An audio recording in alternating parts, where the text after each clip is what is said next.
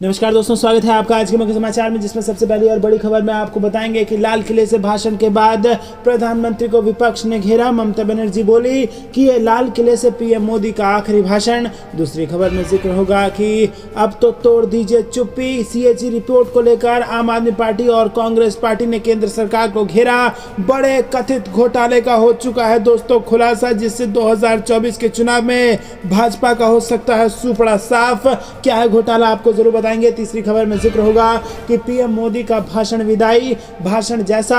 कांग्रेस के बाद आम आदमी पार्टी ने कसा तंज और कहा कि ऐसा लग रहा था कि आखिरी भाषण लाल किले से प्रधानमंत्री दे रहे हैं। इसी के साथ खबर में आगे आपको बताएंगे कि 77वें स्वतंत्रता दिवस पर राहुल गांधी का संदेश, कहा भारत माता हर एक भारतीय की आवाज है। और साथ ही साथ खबर में आगे आपको बताएंगे कि दिल्ली में हो रही है कांग्रेस की बड़ी मीटिंग। 2024 के चुनाव को लेकर बन सकती है खास रणनीति। जी हां दोस्तों, हर एक खबर की गहराई में आपको ले जाएंगे, लेकिन उससे पहले अगर आपको भी ऐसा लगता है कि प्रधानमंत्री मोदी आखिरी बार लाल किला से झंडे फहरा रहे थे और वो अगले साल अपने घर से ही फहरा पाएंगे और इंडिया गठबंधन का कोई प्रधानमंत्री अगले साल लाल किले से झंडा फहराएगा, तो वीडियो को कीजिए लाइक और चैनल को सब्सक्राइब करके बेल आइकन दबाइए और कमेंट में लिखिए जय हिंद। रुक करते हैं सबसे पहली और बड़ी खबर की तरफ। ममता बनर्जी का मोदी सरकार पर हमला, कहा ये लाल किले से पीएम मोदी का आखिरी भाषण। जी हाँ दोस्तों, आपको बता दें कि पश्चिम बंगाल की मुख्यमंत्री ममता बनर्जी ने टीएमसी की ओर से आयोजित स्वतंत्रता पूर्व कार्यक्रम में कहा कि 15 अगस्त पर लाल किले की प्राचीर से पीएम मोदी का भाषण उनका आखिरी संबोधन होगा। बनर्जी ने कहा कि विपक्षी गठबंधन इंडिया जल्द ही रफ्तार पकड़ेगा और 2024 लोकसभा चुनाव में जीत दर्ज करेगा। उन्होंने एक बार फिर केंद्र की मोदी सरकार को आड़े हाथों लिया और उन्होंने सवालिया लहजे में पूछा है कि क्या हम सच में आजाद हैं? इंडिया गठबंधन देश भर में बीजेपी को हराएगा।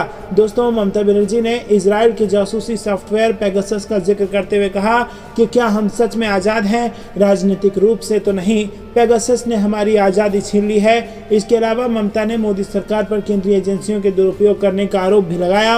उन्होंने दावा करते हुए कहा कि कुछ देर पहले मुझे झारखंड के सीएम हेमंत सोरेन ने फोन किया था और कहा था कि किस तरह केंद्रीय एजेंसियां उन्हें परेशान कर रही हैं। तो दोस्तों, यहाँ पर स्वतंत्रता दिवस पर जो भाषण था प्रधानमंत्री मोदी का, उसको लेकर ममता बनर्जी ने कहा है कि आखिरी भाषण लाल किले से पीएम दे रहे हैं और इसी के साथ उन्होंने केंद्रीय एजेंसियों का दुरुपयोग करने का आरोप लगाया और पेगासस सॉफ्टवेयर से जो जासूसी का आरोप भाजपा पर लगा था, उसको लेकर एक बार फिर से सवाल उठाया ममता बनर्जी ने। अगर आप भी उनकी बात से सहमत हैं तो वीडियो लाइक करके समर्थन दर्ज कराना मत भूलिएगा। रुक करते हैं ब्रेकिंग न्यूज की तरफ। अब तो तोड़ दीजिए चुप्पी। कैग रिपोर्ट को लेकर कांग्रेस और आम आदमी पार्टी ने केंद्र सरकार को घेरा।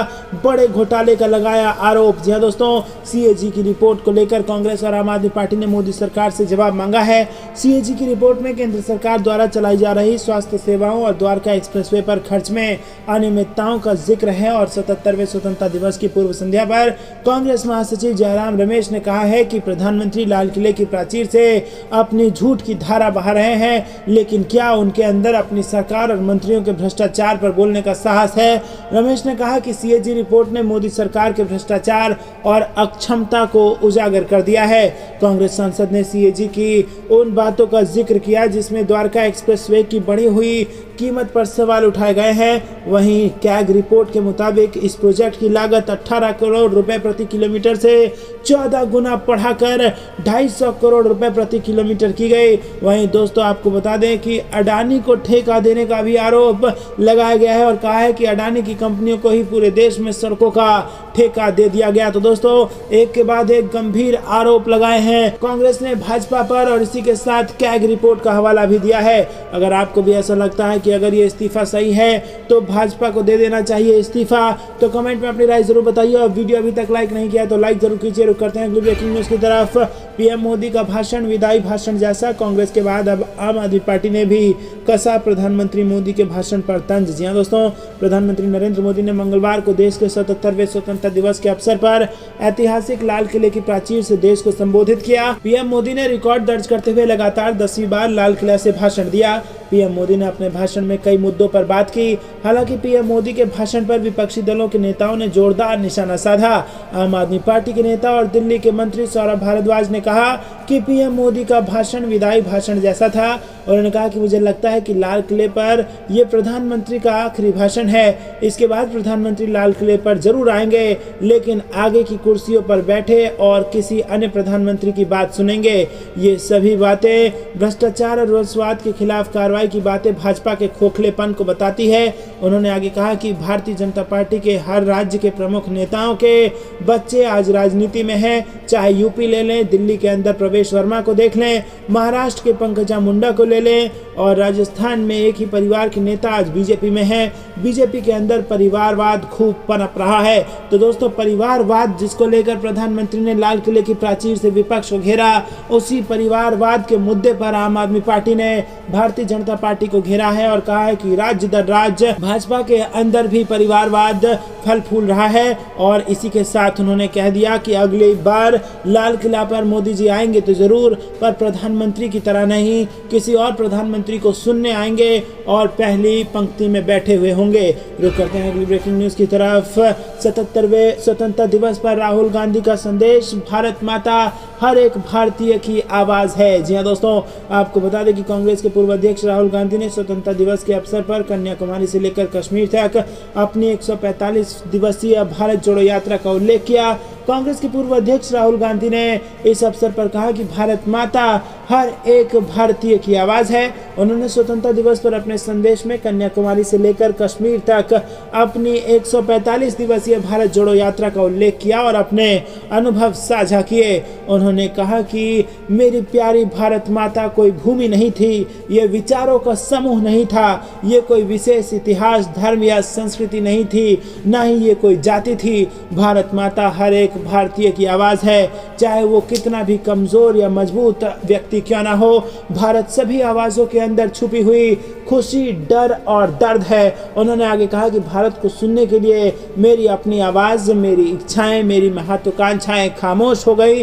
भारत किसी अपने से बात करेगा, लेकिन केवल तभी जब कोई विनम्र और पूरी तरह से चुप हो। तो दोस्तों, एक तरीके से राहुल गांधी ने ये कहा कि भारत एक ऐसी चीज है जिसकी आवाज, भारत के मन की बात सुनने वाला व्यक्ति चाहिए, ना कि भारत को मन की बात सुनाने वाला व्यक्ति चाहिए। और इसी के साथ उन्होंने ये भी कहा कि मेरी आवाज चुप हो गई, मैं शांत हो गया क्योंकि मुझे भारत की आवाज़ सुननी थी। और इसी के साथ उन्होंने ये भी कहा कि भारत किसी अपने से ही बात करेगा और केवल ये ज़रूरी है कि वो अपना एक विनम्र आदमी हो और पूरी तरह से चुप हो। तो दोस्तों, यहाँ पर इशारों इशारों में पीएम मोदी पर ज़बरदस्त हमला बोल दिया है राहुल गांधी ने, और भारत की जो परिभाषा बताई है उसने करोड़ों लोगों के दिल को छू लिया है। अगर आप भी राहुल गांधी की इस बात को समर्थन करते हैं और वीडियो अभी तक लाइक नहीं किया है तो लाइक करके समर्थन दर्ज कराइए। रुक करते हैं अगली ब्रेकिंग न्यूज की तरफ। दिल्ली में होगी कांग्रेस की बड़ी मीटिंग, 2024 चुनावों को लेकर बन सकती है खास रणनीति। जी हाँ दोस्तों, आपको बता दें कि लोकसभा चुनाव को लेकर कांग्रेस बड़ी मीटिंग करने जा रही है। 16 अगस्त को दिल्ली में कांग्रेस अध्यक्ष मल्लिकार्जुन खड़गे और कांग्रेस सांसद राहुल गांधी इस बैठक में मौजूद रहेंगे।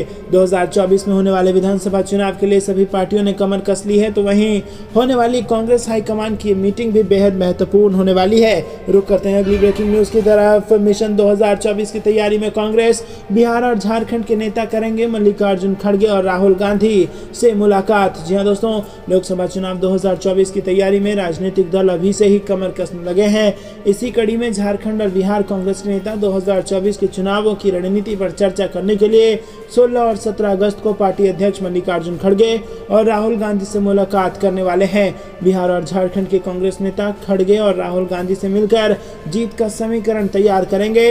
बता दें कि साल 2024 में होने वाले लोकसभा चुनाव बेहद अहम है। यहाँ बीजेपी के नेतृत्व वाली एनडीए सरकार अपने तीसरी पारी के लिए जी जान से चुनाव जीतने की कोशिश करेगी, तो वहीं इंडिया गठबंधन भी यहाँ पर बीजेपी के खिलाफ एकजुट हो चुका है और 2024 में सत्ता परिवर्तन के दावे कर रहा है। दोस्तों, आपको बता दें कि इंडिया गठबंधन के नाम पर पूरे देश की सभी छोटी बड़ी पार्टियां एकजुट हो चुकी हैं और लक्ष्य है 2024 में मोदी सरकार को सत्ता की गद्दी से हटाना। अगर आपको भी ऐसा लगता है कि 2024 में बनने जा रही है इंडिया अलायंस की सरकार और वीडियो अभी तक लाइक नहीं किया है तो लाइक करके अपना समर्थन जरूर दर्ज कराइए। रुक करते हैं अगली ब्रेकिंग न्यूज की तरफ। बिट्टू बजरंगी फरीदाबाद से गिरफ्तार, नूह में हिंसा भड़काने का लगा था आरोप। जी हाँ दोस्तों, आपको बता दें कि नूह हिंसा के आरोपी बिट्टू बजरंगी को पुलिस ने उसके फरीदाबाद स्थित घर से ही गिरफ्तार कर लिया। पुलिस ने हिंसा मामले की जांच के बाद बिट्टू बजरंगी की गिरफ्तारी की है। हरियाणा के नूह से शुरू हुई हिंसा, जिसने गुरुग्राम और आसपास के जिलों को भी अपनी चपेट में ले लिया था, उस हिंसा का मुख्य आरोपी बिट्टू बजरंगी ही था। बता दें कि ब्रिजमंडल शोभा यात्रा से पहले बिट्टू बजरंगी ने ही सोशल मीडिया पर कई भड़काऊ पोस्ट किए थे। बिट्टू बजरंगी को लेकर कई समय पहले से खुलासा हो रहा है, लेकिन अब गिरफ्तारी की खबर सामने आ रही है। रुक करते हैं अगली ब्रेकिंग न्यूज की तरफ। मिशन 2030 के लिए 1 करोड़ लोगों से सुझाव लेगी गहलोत सरकार, अर्थव्यवस्था 2.5 गुना करने का है टारगेट। जी दोस्तों, मुख्यमंत्री अशोक गहलोत ने मिशन 2030 के तहत 1 करोड़ प्रदेशवासियों से सुझाव लेने का फैसला किया है। राजस्थान की अर्थव्यवस्था 2030 तक 2.5 गुना कैसे बढ़े, इसको लेकर जनता से सुझाव मांगे जाएंगे और इसके आधार पर इम्प्लीमेंटेशन किया जाएगा। मुख्यमंत्री अशोक गहलोत ने कहा कि राज्य सरकार ने कुशल वित्तीय प्रबंधन कर जन कल्याण की योजना से हर व्यक्ति को लाभ पहुंचाया है और अब राजस्थान को देश के अग्रणी राज्यों में लाने के लिए राज्य सरकार ने मिशन 2030 का लक्ष्य निर्धारित किया है। रुक करते हैं अगली ब्रेकिंग न्यूज की तरफ। तय हो गया राजस्थान में कांग्रेस का चेहरा, पवन खेड़ा ने इशारों में बता दिया भावी सीएम का नाम। राजस्थान चुनाव से बड़ी खबर। जी दोस्तों, राजस्थान विधानसभा चुनाव 2023 को लेकर कांग्रेस की तैयारियां तेज हो गई है। यदि कांग्रेस सत्ता में आई तो सीएम कौन बनेगा, इसे लेकर पार्टी साफ कर चुकी है कि ये जीत के बाद तय किया जाएगा। वहीं इस बीच कांग्रेस के राष्ट्रीय प्रवक्ता पवन खेड़ा ने सीएम फेस को लेकर बड़ा बयान दे दिया है, जिसने सियासी गलियारों में हलचल मचा दी है। पवन खेड़ा ने मुख्यमंत्री अशोक गहलोत को एक बड़ा चेहरा बताया है। उन्होंने सीएम गहलोत की वकालत करते हुए कहा कि गहलोत हमारे लोकप्रिय नेता हैं, तो फिर ऐसे में चौथी बार भी उनके सीएम का नारा तो लगेगा ही। खेड़ा ने कहा कि गहलोत इतने जो पॉपुलर नेता हैं, उनके विषय में तो कोई सवाल ही नहीं होना चाहिए। रुक करते हैं अगली ब्रेकिंग न्यूज की तरफ। भारत दौरे पर आए अमेरिकी सांसद राहुल गांधी से करना चाहते हैं प्राइवेट में मीटिंग। जी हाँ दोस्तों, लाल किले पर आयोजित स्वतंत्रता दिवस समारोह में भाग लेने के लिए अमेरिकी सांसदों का एक प्रतिनिधिमंडल भारत दौरे पर आया है। ये सांसद अमेरिकी भारतीय मूल के हैं और इस बीच अमेरिकी सांसदों ने कांग्रेस नेता राहुल गांधी के साथ एक निजी बैठक करने की बात कही है। इस घटनाक्रम की पुष्टि कांग्रेस पार्टी के वरिष्ठ पदाधिकारी प्रवीण चक्रवर्ती ने की। उन्होंने ये भी कहा कि कांग्रेस पार्टी ने अमेरिकी सांसद से कहा है कि वो राहुल गांधी से मुलाकात के लिए औपचारिक और आधिकारिक अनुरोध करें। दोस्तों, आपको बता दें कि रिपोर्ट के मुताबिक कांग्रेस नेता ने कहा है कि पिछले 2 दिनों में अमेरिकी कांग्रेसियों के प्रतिनिधिमंडल के कुछ सदस्य राहुल गांधी से एक निजी मुलाकात के लिए उनके पास पहुंचे। रुक करते हैं ब्रेकिंग न्यूज की तरफ। कांग्रेस की सरकार बनेगी तो पहली कैबिनेट बैठक महाकाल में करेंगे, कमलनाथ ने दिया ये बयान। दोस्तों, आपको बता दें कि मध्य प्रदेश के पूर्व मुख्यमंत्री कमलनाथ ने बड़ा बयान दिया है और उन्होंने कहा है कि मैंने तय कर लिया है कि जैसे ही कांग्रेस की सरकार बनेगी, हम कैबिनेट की पहली बैठक महाकाल में करेंगे। हम यहाँ आशीर्वाद लेंगे और फिर सरकार चलेगी। महाकाल की सवारी में शामिल होने आए पूर्व सीएम कमलनाथ ने बाबा महाकाल को अर्जी दी, भाजपा पर तंज कसा और उन्होंने कहा कि कांग्रेस की सरकार बनेगी तो हम कैबिनेट की पहली बैठक महाकाल में करेंगे। दोस्तों, रुक करते हैं अगली ब्रेकिंग न्यूज की तरफ। छत्तीसगढ़ राजस्थान के मुख्यमंत्रियों ने खोला पिटारा। 15 अगस्त से लोगों को मिलेंगी कई सौगातें। जी दोस्तों, राजस्थान और छत्तीसगढ़ में विधानसभा चुनाव की उल्टी गिनती शुरू हो गई है। दोनों ही राज्यों के स्वतंत्रता दिवस के सरकारी कार्यक्रमों में आगामी चुनावों की झलक देखने को मिली। राजस्थान में सीएम अशोक गहलोत ने ध्वजारोहण करने के बाद पुलिस के प्रमोशन सिस्टम में बदलाव करने का ऐलान किया। वहीं मोबाइल वितरण योजना के दूसरे चरण में 1 करोड़ महिलाओं मोबाइल देने की घोषणा की और जबकि छत्तीसगढ़ के सीएम भूपेश बघेल ने महिला सुरक्षा को ध्यान में रखते हुए आरोपियों को सरकारी नौकरी नहीं देने का फैसला किया और साल के अंत में इन दोनों ही कांग्रेस शासित राज्य में चुनाव होने हैं। दोस्तों, सीएम गहलोत ने अपने भाषण में पुलिस विभाग में सिपाही से लेकर इंस्पेक्टर तक के प्रमोशन सिस्टम में बदलाव की घोषणा की और अब पुलिस में सिपाही से लेकर इंस्पेक्टर तक परीक्षा की जगह विभागीय पदोन्नति समिति के जरिए यानी कि डीपीसी के जरिए प्रमोशन होंगे। दोस्तों, रुक करते हैं अगली ब्रेकिंग न्यूज की तरफ। काला झंडा दिखाने वाले भाजपा नेता हिरासत में। जी हाँ दोस्तों, सोमवार को छत्तीसगढ़ के मुख्यमंत्री भूपेश बघेल सजा के दौरे पर थे और उनके दौरे को देखते हुए भारतीय जनता पार्टी के कार्यकर्ता काला झंडा दिखाने जा रहे थे।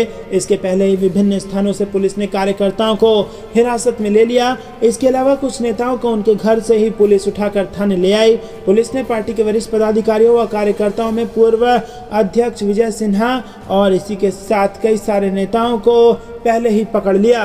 रुक करते हैं अगली ब्रेकिंग न्यूज की तरफ। बीजेपी आरएसएस मिलकर चुनाव आयोग को बना रहे हैं बीजेपी आयोग, अखिलेश यादव का मैनपुरी में अटैक। जी हाँ दोस्तों, अखिलेश यादव ने बीजेपी और आरएसएस पर आरोप लगाया है कि ये लोग मिलकर चुनाव आयोग को अपने कंट्रोल में लेना चाहते हैं, ये चुनाव आयोग को बीजेपी का आयोग बनाना चाहते हैं। सपा मुखिया के इस बयान पर बीजेपी ने पलटवार कर दिया है।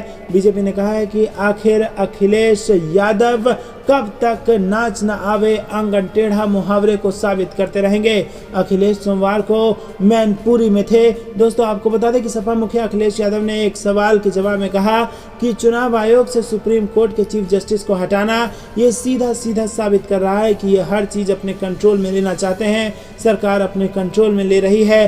अखिलेश यादव ने निशाना साधते हुए कहा कि बीजेपी और आरएसएस चुनाव आयोग को अपने कंट्रोल में लाना चाहते हैं और इसके साथ ही सपा मुखिया ने कहा कि चुनाव आयोग को बीजेपी का आयोग बनाना चाहते हैं, इसीलिए ऐसा काम किया जा रहा है। तो दोस्तों अगर आप भी भाजपा के इस कदम जिसमें उन्होंने चुनाव आयोग में चुनाव आयुक्त की नियुक्ति से सीजेआई को हटाने का बिल संसद में रखा है उसका विरोध करते हैं तो वीडियो को लाइक करके अपना समर्थन जरूर दर्ज कराइए। रुक करते हैं ब्रेकिंग न्यूज की तरफ। जम्मू कश्मीर बीजेपी में सब कुछ ठीक नहीं, अचानक किए गए 3 बदलाव, नाराज हैं कश्मीर के नेता। जी हाँ दोस्तों, आपको बता दें कि जम्मू कश्मीर में विधानसभा चुनाव कब होंगे ये अभी तक क्लियर नहीं है। बीजेपी लगातार दावा कर रही है कि जब भी जम्मू कश्मीर में चुनाव होंगे मोदी सरकार के कामकाज का फायदा उन्हें मिलेगा। दोस्तों इसी बीच बीते शुक्रवार को बीजेपी जम्मू कश्मीर के एक बयान जारी कर संगठन में 3 बदलाव के बारे में जानकारी दी। बीजेपी ने जम्मू कश्मीर में अपने सोशल मीडिया प्रभारी अभिजीत जसरोटिया को हटा दिया और 2 पदाधिकारियों वीर सराफ और मुदस्सिर वानी को जम्मू मुख्यालय वापस बुला लिया। ये दोनों पूर्णकालिक घाटी से ही संबंध रखते हैं। दोस्तों आपको बता दें कि जम्मू कश्मीर बीजेपी का ये कदम घाटी में पार्टी के कई नेताओं द्वारा सामूहिक रूप से इस्तीफा देने की धमकी के तुरंत बाद आया है। जहां दोस्तों बीजेपी में सब कुछ ठीक नहीं चल रहा है। जम्मू कश्मीर बीजेपी फूट के कागार पर पहुंचते पहुंचते बची है और इसीलिए आनन फानन में भाजपा को जम्मू कश्मीर में कुछ बड़े फैसले लेने पड़े हैं क्योंकि कश्मीर में भाजपा के नेता नाराज चल रहे हैं। आपको क्या कुछ लगता है कमेंट में बताइए। रुक करते हैं अगली ब्रेकिंग न्यूज की तरफ। विपक्ष की आवाज दबा रही है सरकार, लोकतंत्र, संविधान और संस्थाएं सब कुछ खतरे में। खड़गे ने साधा बीजेपी पर निशाना। जी हाँ दोस्तों, कांग्रेस अध्यक्ष मल्लिकार्जुन खड़गे ने मंगलवार को बीजेपी सरकार पर हमला बोलते हुए उस पर विपक्ष की आवाज दबाने का आरोप लगाया है। कांग्रेस अध्यक्ष ने कहा कि लोकतंत्र, संविधान और संस्थाएं सब कुछ खतरे में हैं। विपक्ष की आवाज को दबाने के लिए नए नए हथकंडे अपनाए जा रहे हैं। केंद्रीय जांच ब्यूरो, प्रवर्तन निदेशालय व आयकर द्वारा छापे मारे जाते हैं। चुनाव आयोग को कमजोर किया जा रहा है। वहीं दोस्तों राहुल गांधी सहित विपक्षी सांसदों के निलंबन के संदर्भ में कांग्रेस प्रमुख ने कहा कि विपक्षी सांसदों की आवाज को दबाने का प्रयास किया जा रहा है। खड़गे ने एक वीडियो संदेश में कहा कि किसी का माइक बंद हो रहा है या किसी के शब्द काटे जा रहे हैं, विशेषाधिकार प्रस्ताव लाए जा रहे हैं। इस मौके पर उन्होंने जवाहरलाल नेहरू समेत पूर्व प्रधानमंत्रियों के कार्यों पर भी प्रकाश डाला और उन्होंने कहा कि आजकल कुछ लोग कहते हैं कि भारत की प्रगति सिर्फ पिछले कुछ वर्षों में ही हुई है। खड़गे ने कहा कि उनकी सोच गलत है। उन्होंने कहा कि एम्स, आईआईटी, आईआईएम और अन्य संस्थान पूर्व प्रधानमंत्री जवाहरलाल नेहरू ने बनाए थे और उन्होंने कहा कि लोकतंत्र और संविधान हमारे देश की आत्मा है। स्वतंत्रता दिवस के इस अवसर पर हम प्रतिज्ञा लेते हैं कि हम देश की एकता और अखंडता के लिए, प्रेम और भाईचारे के लिए, सद्भाव के लिए लोकतंत्र और संविधान की स्वतंत्रता को बरकरार रखेंगे। रुक करते हैं अगली ब्रेकिंग न्यूज की तरफ। सचिन पायलट का बीजेपी नेता को जवाब, कहा आपके तथ्य गलत, मेरे पिता ने भारत पाकिस्तान युद्ध में गिराए थे बम। जी हाँ दोस्तों, आपको बता दें कि कांग्रेस नेता सचिन पायलट ने अपने पिता राजेश पायलट पर की गई टिप्पणी को लेकर मंगलवार को बीजेपी आईटी सेल के प्रमुख अमित मालवीय पर निशाना साधा।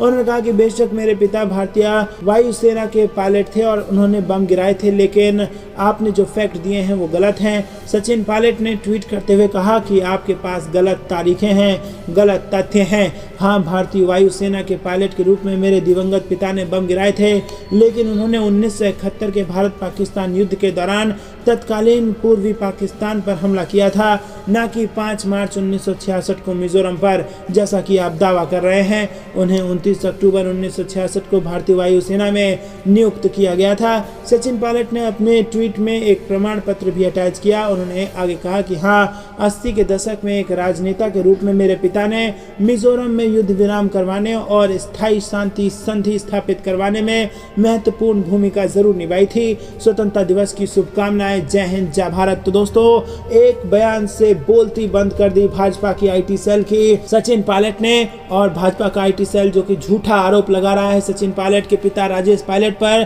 कि राजेश पायलट ने 1966 में मिजोरम पर बम गिराए थे, उसका यहाँ पर खंडन किया है सचिन पायलट ने। और ऐसा मुंह तोड़ जवाब दिया है कि बोलती भाजपाइयों की बंद हो गई है, क्योंकि सचिन पायलट ने कहा है कि हाँ, मेरे पिता ने बम गिराए थे लेकिन मिजोरम पर नहीं, तत्कालीन पूर्वी पाकिस्तान पर, ताकि जो 1971 का भारत का युद्ध था वो भारत जीत सके। तो दोस्तों, आपको क्या कुछ लगता है कमेंट में जरूर बताइए। वीडियो को लाइक करना मत भूलेगा और चैनल को सब्सक्राइब करना बिल्कुल मत भूलेगा, ताकि रोज की खबरें आप तक पहुंचे सबसे तेज। साथ ही साथ बेल आइकन भी जरूर दबाइएगा। आज के लिए इतना ही। अंत तक बने रहने के लिए आप सभी का बहुत बहुत धन्यवाद। जय हिंद, जय भारत।